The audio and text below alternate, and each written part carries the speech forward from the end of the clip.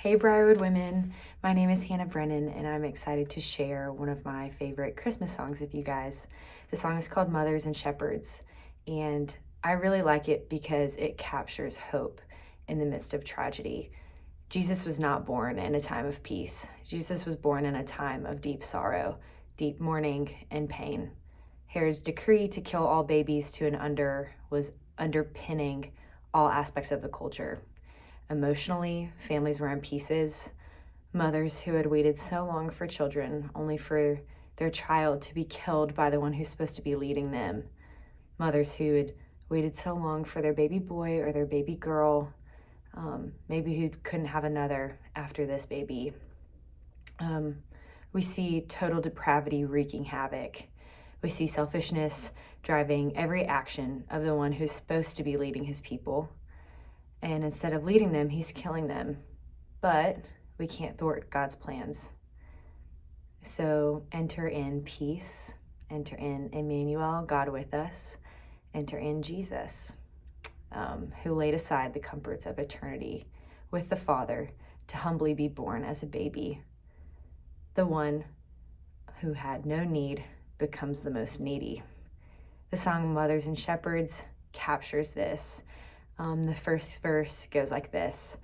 It goes, "Come now and hear the sound of mothers gathered round. Tears are streaming down in Bethlehem, grieving life that didn't have to end, asking God to justify the pain, never knowing he would feel the same. The powerful oppress the prophecy,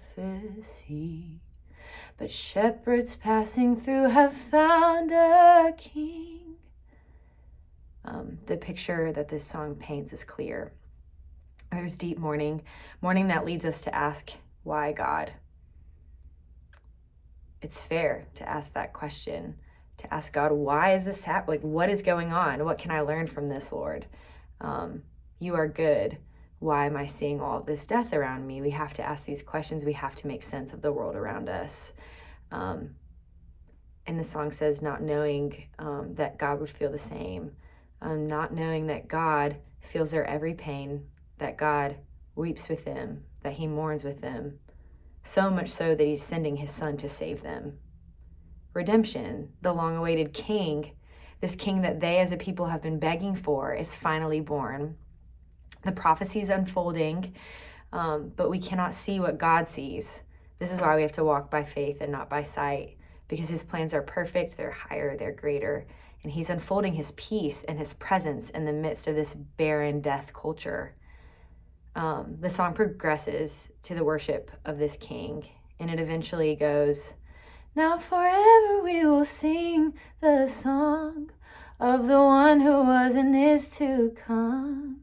All creation joins in harmony in declaring he is perfectly holy, holy, merciful and mighty.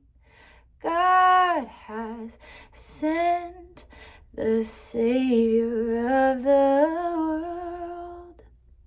And I hope that will encourage you. That the song eventually progresses into worship, although it begins in this tragic place. I hope it encourages you that whatever dismal place you may be finding yourself in, whatever suffering you're enduring, remember that the Savior is with you.